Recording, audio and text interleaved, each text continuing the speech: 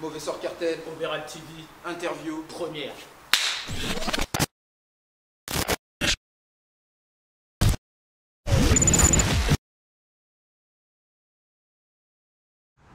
MSC, bonjour, merci beaucoup d'être présent aujourd'hui. Franchement, ça fait plaisir de vous avoir. C'est vrai que ça fait un petit moment qu'on parle de vous avec l'équipe.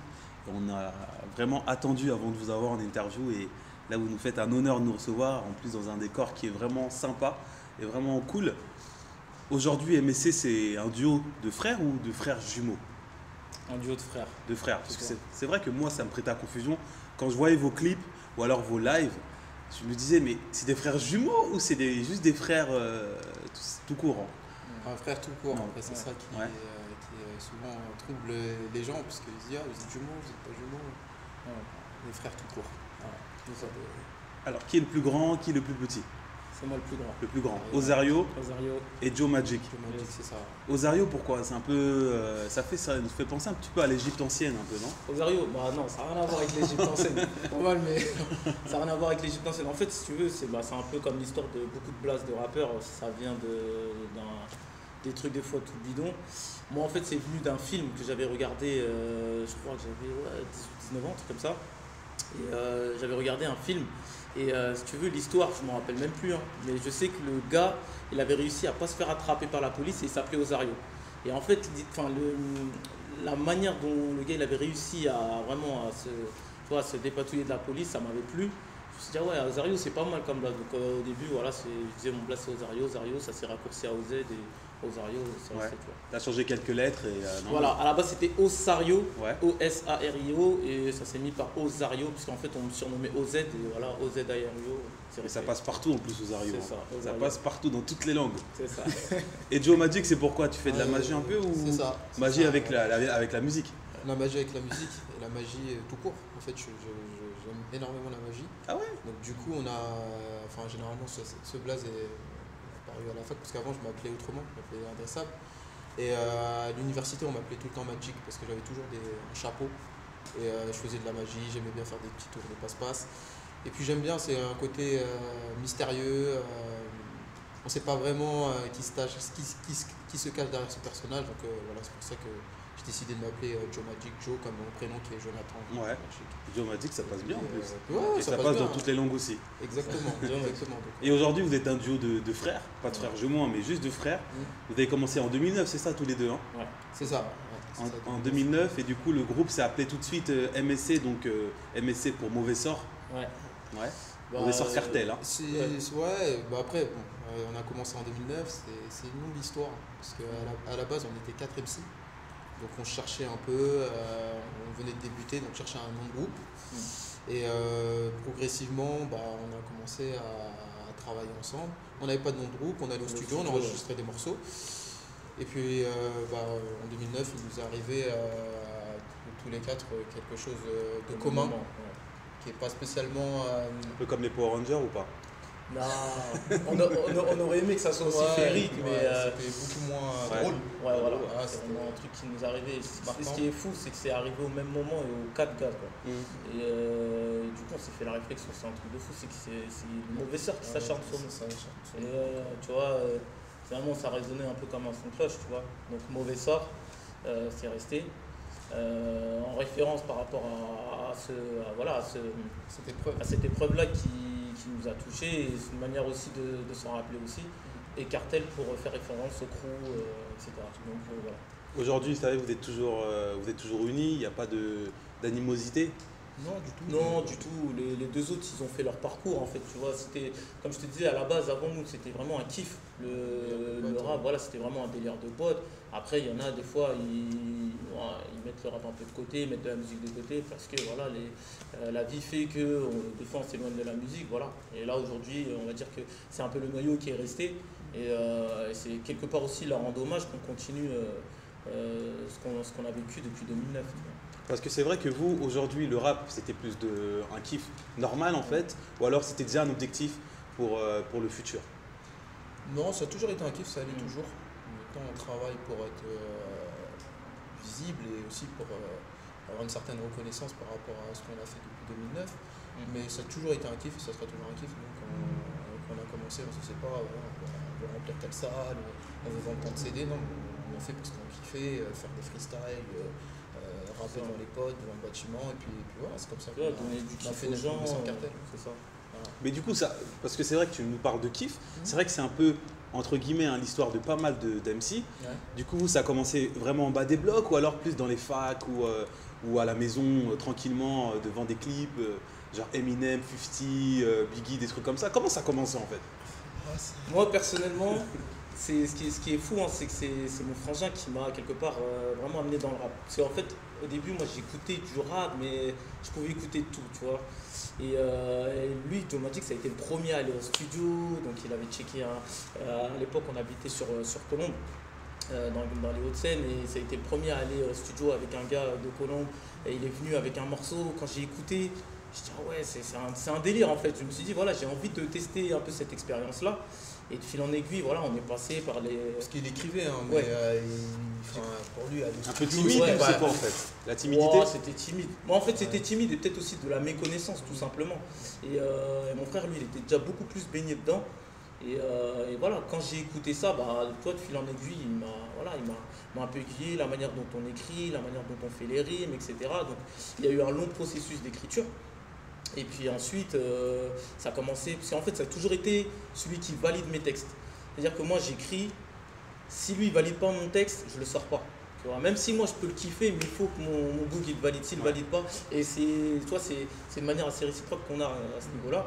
Et donc moi il a fallu que je passe par cette épreuve-là d'écriture qu'il valide, et ensuite qu'on aille au niveau du studio. Mais ça a commencé, tu vois, dans un délire de potes. Je me rappelle à l'époque, après on a déménagé sur Saint-Gratien. Voilà. Et c'est vraiment là où on a rencontré les deux autres MC qui avant étaient dans le groupe. Ça a commencé par un délire de foot. Et puis après, voilà, tu rappes, ah ouais, moi aussi, bah ouais, tiens, écoute ce que tu fais, tac, tac, tac, tac, tac. Et puis voilà, c'est parti au studio. Voilà. Déjà à cet âge-là, on était passionnés, on se butait, on regardait des clips toute la journée. Je sais pas si. Elle n'existe plus aujourd'hui, la chaîne Zik. Je sais pas si ça dit quelque chose. On s'enchaînait ça toute la journée. Du matin au soir. Ouais. Puis c'était à l'époque des clashs, on regardait des clashs, les vidéos. Enfin, on était vraiment à bloc dessus, Assidus. on écrivait, Ouais. voilà, assidus. Ouais. Et donc c'est comme ça que c'est venu. Après, on s'est lancé. Et du coup, vous étiez assidus, mais vous étiez assidus à regarder les clips. Et est-ce que justement les parents derrière ils disaient ah tu regardes les clips à l'école, hein, 0 à l'école. Est-ce que c'était ça aussi ou pas? Non, on essayait quand même d'allier les deux. Tu vois, c'est quelque chose qui boostait. Moi, quand je partais en cours, j'aimais bien avoir du son dans mes oreilles. Voilà, ça me galvanisait pour la journée. Après, il faut faire la part des choses. C'est vrai que des fois en classe, il y avait quand il y a des cours qui ne t'intéressent pas, bah, des fois, tu es beaucoup plus pris par de l'écriture. Ouais. Il y a même des choses en classe qui vont t'inspirer. Tu vas dire, ah ouais, ce serait pas mal que je retranscrive ça sur mes textes, etc. Tu vois. Il faut toujours essayer de faire la part des choses. Et je pense que voilà, aujourd'hui, la musique, c'est quelque chose. Mais la vie, c'est quelque chose aussi. Donc à l'école, il fallait quand même toujours être assez prégnant. Non, tant qu'on faisait ce qu'il fallait au niveau des cours. Ça vous a jamais dérangé d'allier les deux quoi? Non. Il n'y a pas de problème. Toujours, ça a été même un atout. Hein. Ouais. C'est bien, ça montre une certaine polyvalence. Bah, c'est vrai, justement, en parlant de ça, de musique et d'école, moi, je vous ai vraiment connu comme un petit peu, on va dire, la majorité du public en général, grâce à votre clip Les années fac. Et c'est vrai que j'ai regardé ça, et ça m'a parlé, en fait. Je me suis dit, c'est vrai que ça nous correspond, c'est presque intemporel. Parce que le son, on peut être dans les années 90 comme en 2017, il passerait vraiment trop bien, quoi. C'est vraiment un son qui va rester marqué, et on va toujours kiffer ce son-là. J'aimerais juste savoir comment vous avez fait pour tourner un clip dans une fac. Comment vous avez réussi à convaincre le directeur de faire ce clip dans la fac? C'était C'est un bail de kebab ou c'est comment? On n'est pas allé jusqu'à là, mais Mais c'était vraiment une sacrée aventure. Franchement, si c'était à refaire, on ferait 100 fois. Déjà, pourquoi Nefac? Tous les deux, on a été à l'université. Je pense que c'est assez clair dans le clip. Et puis au départ, franchement, le projet, on l'avait en tête. Moi, j'étais à l'université de Cergy-Pontoise. Donc il fallait mettre ça en place, il fallait avoir accès aux locaux, il fallait tourner, avoir une équipe et ça. Et au début c'était pas évident parce qu'il y a beaucoup d'autorisations à avoir, donc il fallait convaincre l'administration. Donc pas mal de rendez-vous. Surtout que c'était un peu à l'époque, je te coupe, mais c'était à l'époque des Vigipirates, etc. Donc c'était vraiment tendu à ce niveau-là. Et puis il fallait aller choper des autorisations, il fallait séduire aussi les personnes qui les délivrent. Après on a fait écouter le son, ils ont apprécié. Après il fallait leur donner des garanties, que ce soit en termes de matériel, en termes de sécurité. Puis après, moi je me suis retrouvé dans le bureau de la doyenne de droit à lui faire écouter Anefa qui n'a rien à voir avec du droit, avec du rap. Voilà, donc c'est ce côté-là, cette richesse-là que j'ai vraiment apprécié dans ce projet parce que on arrivait à toucher des gens qui n'écoutaient pas de rap ou qui n'aimaient pas spécialement ce style de musique et ils ont participé avec plaisir à ce projet. Mais c'est vrai que quand tu en parles très bien de ça, moi quand j'écoute vos clips, vous êtes plutôt presque engagé en fait. Pas besoin d'être vulgaire, pas besoin de raconter la vie du quartier, voilà, j'ai fait ci, j'ai fait ça, je suis allé au Carpla ou quoi que ce soit. C'est vrai que quand vous parlez de rap, et même quand on voit vos clips, c'est plutôt engagé et c'est vrai que ça parle à un panel très très large de gens qui peuvent vous écouter. Non, bah clairement. Après, nous. Pas besoin d'être trash quoi. C'est ça, en fait, il n'y a pas besoin d'être trash. Après, il y en a qui le font très bien, hein, tu vois. Il y en a qui maîtrisent bien au niveau de l'écriture. Des fois, qui vont être vulgaires parce que la vulgarité, à ce moment-là, je ne veux pas dire était nécessaire, mais donne plus, tu vois, au niveau du style, etc. Nous, après, je veux dire qu'on a vraiment développé, ne serait-ce déjà c'est peut-être une question de pudeur, tu vois, au niveau de l'écriture. C'est vrai qu'au début, moi, quand je commençais à écrire, je me suis toujours soucié. Je me suis dit, ah, mais si demain, je sais pas, moi, les parents ils tombent dessus, qu'est-ce qu'ils vont penser, tu vois. Donc après, voilà, au fur et à mesure, toi, tu commences à te créer aussi ta personnalité et si tu veux t'affirmer dans tes textes, tu t'affirmes. Mais voilà, j'ai jamais été dans l'état d'esprit de me dire, ouais, bah voilà, je vais insulter sur mes textes parce que voilà, j'ai envie d'insulter. Je préfère toujours le romancer avec des métaphores pour que voilà, ça rentre dans la mémoire et tu t'imagines, en écoutant mes textes, tu t'imagines déjà la situation que j'ai voulu montrer, tu vois. Donc c'est bien ça. Tu as parlé de personnalité, c'est vrai, dans tes textes et tout. Ouais. Mais moi, il y a quelque chose qui m'intrigue aujourd'hui, je pense qu'on l'a tous vu. Ouais. Vos yeux. Moi, ça me fait un peu peur, en fait, tu vois. Moi, Halloween, tout ça, c'est vrai que ça fait un peu peur, mais je trouve que c'est votre personnalité ou c'est le personnage qui veut ça. Ou alors vous êtes comme ça tous les jours, même en cours, vous étiez comme ça. Bah, en fait, on est un peu... on a un dédoublement de personnalité. Ouais. Souvent, certains sont très étonnés quand on leur dit qu'on fait du rap. Ouais, déjà, juste du rap. Ils sont très surpris même quand ils nous voient en concert. Ils disent, mais c'est pas du tout la même personne. Et je pense que ça fait partie de l'ADN de Mauvais Sort depuis le début. On a ce côté un peu sombre, étrange en nous. Et ça se reflète par ce regard tranchant que je te fais là maintenant. Et non, voilà, c'est nous. C'est partie de notre identité. C'est votre personnage. C'est ça. Et c'est quelque chose qu'on met en avant aussi. Il y a quelque chose aussi qui me parle. C'est vrai que vous avez parlé dans vos clips de rap underground et aussi de musique à l'ancienne qu'on écoutait avant et c'est un petit peu, on va dire, vos inspirations. Moi, quand je vous vois, en fait, vous me faites penser un petit peu dans vos clips aussi, quand on voit vos clips, un peu à Method Man et Redman, en fait, dans le style un petit peu de rappé et un peu presque du jamais vu au XXIe siècle. Est-ce que je me trompe un petit peu ou pas dans les sonorités, les résonances? Method Man et Redman, c'est une grosse influence pour nous. Hein. Déjà, c'est lourd de faire cette comparaison, franchement. Voilà, déjà, on n'a pas la prétention de se comparer à ces gars-là qui ont fait vraiment du rap de ouf. Mais ouais, clairement, c'est vrai que c'est des gars en fait sur scène, que ça soit sur scène, à l'extérieur de scène, c'est des gars qui ont toujours eu cette culture du show, tu vois, de l'entertainment. Déjà sur scène, quand tu les vois sur scène, c'est des gars, ils sont imposants, que ce soit Method Man ou Redman. Et on va dire le flow, la manière dont ils amènent leur spectacle, leurs textes, leurs clips, etc. Il y a un univers en fait qui se crée. Et c'est vrai que je peux comprendre qu'on puisse faire un comparatif entre Mauvais Sort Cartel et Method Man et Redman. Après, c'est vrai que au niveau de l'image, ça n'a pas été l'une de nos plus grosses influences. Tu vois, ça n'a pas été une de nos plus grosses influences. Moi, à titre perso, après, toi... après, c'est vrai que des fois, on ne va pas s'inspirer spécialement du côté musical, mais peut-être ce qui dégage sur scène, le charisme, la personnalité de ces gars-là, et même le fait qu'ils soient en duo, hein, parce que voilà, c'est une référence par rapport à nous, et ce qu'on peut faire à deux. Et ouais, non, ils dégagent une énergie folle, ils ont toujours des super idées, bon, à l'époque. Hein, mais voilà, donc ouais, ça a été une grosse influence. Parce que quand vous parlez d'énergie forte et d'entertainer, dans vos clips ou dans les lives que vous avez fait dernièrement, je crois que vous avez fait un petit tremplin ou un festival à Angers, où vous dites allez le SCO, Ah ouais, ça, nous c'est- sommes les Angevins. Et je vois que tout le monde vous suit en fait. Ouais. Vous êtes vraiment à fond dans le truc, ou alors c'est vraiment Bah, autre chose qui comme vous je te donne. disais, c'est vraiment l'esprit de l'entertainment qu'on cultive. Et ça, on cultive depuis tout petit, tu vois. Moi, je me suis toujours dit, même quand j'étais en âge d'aller voir des concerts ou des spectacles, si je paye un billet, je vais en avoir pour mon Tes argent. yeux, Voilà, tes je vais en yeux. avoir pour mes yeux, je veux voir du spectacle. Sinon, je vais ressortir de là, je vais me dire, ok, j'ai versé tant d'euros, j'ai vu tel artiste, mais qu'est-ce que j'ai eu comme sensation? J'ai rien eu. Ouais, c'était Tu deux vois, spi quoi. Voilà.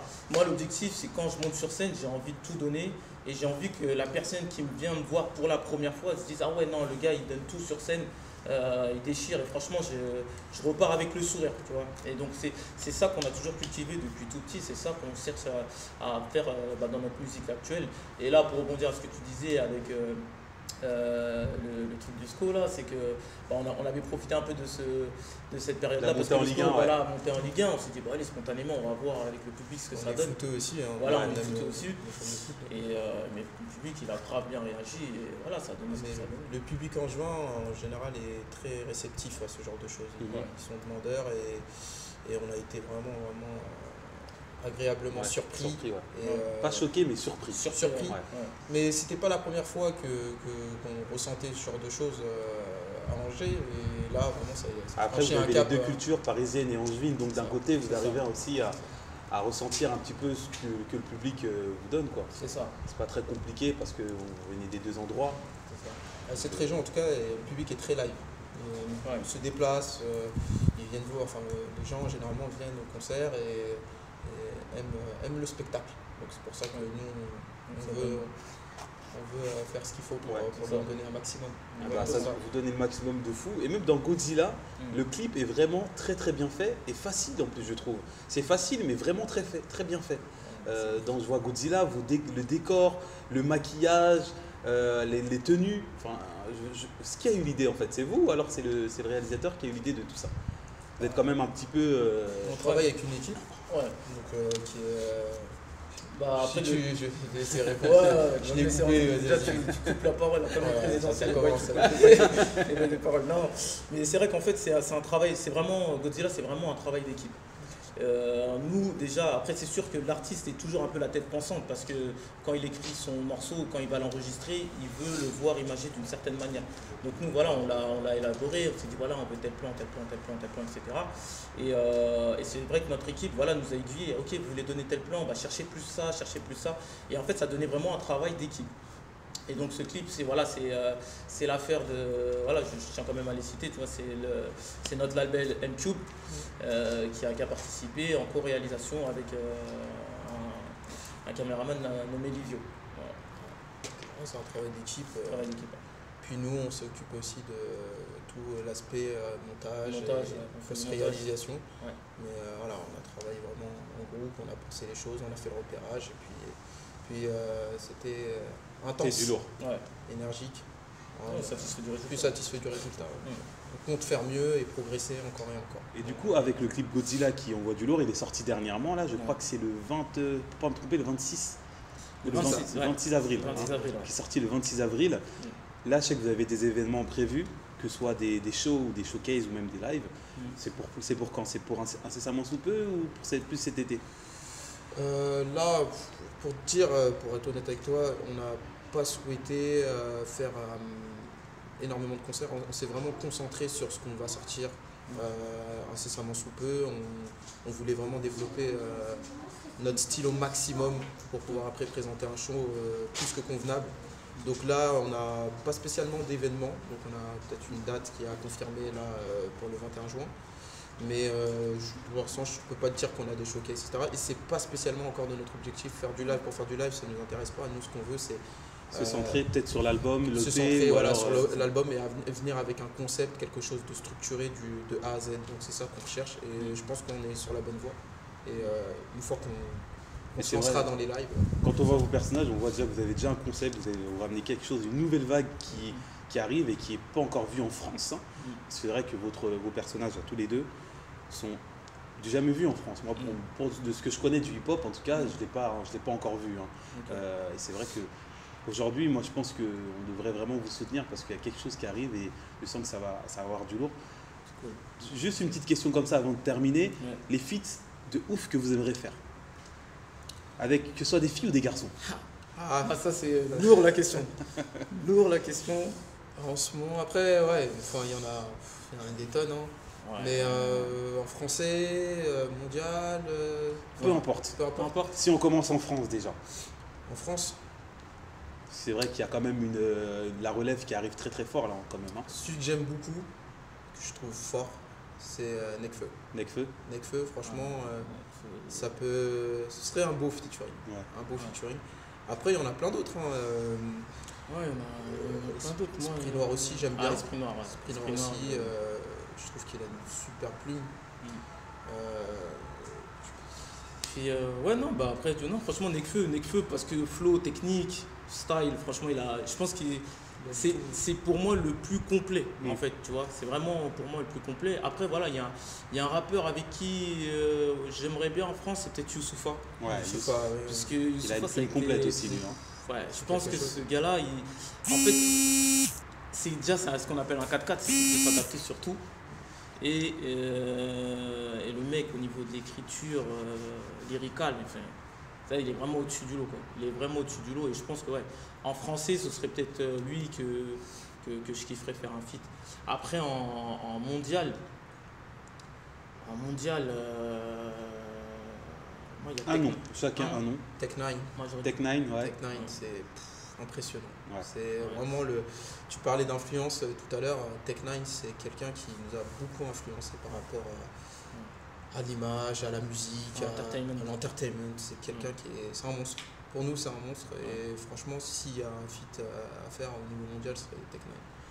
Après, Moi, plein d'autres, hein, mais Ouais. Moi, ce serait Wiley. Wiley. Wiley, artiste grime Il est fort. anglais. quelque chose. Tu vois, juste ça veut tout dire. La vérité, ça veut tout dire. Ce gars-là est très très chaud. Il est très très chaud. Et je pense que, ouais, en mondial, ce serait bien lui que je kifferais. Je kifferais faire un truc. Tech9, Wiley, Wiley. oui, sur Cartel. Ouais. Lourd. Moi, je chine direct. Feat de fou. Ah ouais. Feat de fou. Moi, je suis Hein. direct. Ouais. Ouais. Je peux dormir tranquille. Ouais, la Champions League quoi. Yes. Eh ben, écoutez, je vais leur passer un coup de fil de confinement interview, voir ce que je peux Ah, faire. bah, nickel. J'ai des C'est petites connaissances un peu dans Ouais. le hip-hop. Ah, mais c'est lourd. Bah, merci les gars, franchement ça fait Merci, plaisir de vous merci avoir à eu. vous, merci à l'équipe C'était cool. Opéral. Vous faites vraiment du bon taf. Ah bah, C'est- écoutez, merci. On va essayer, je vais essayer de mettre des yeux rouges moi la prochaine fois. Yes. Un rouge et un bleu, hein, comme Naruto. Et puis voilà. Lourd. Merci Ok. Mauvais Sort, on se retrouve bientôt. Hein. Yes. Et puis, Merci. Plaisir. est-ce qu'il y a une Merci à phrase de fin que vous dites souvent ou pas? Yes. C'est toi qui voulais du bon dans tes oreilles. Ok, viens nous voir.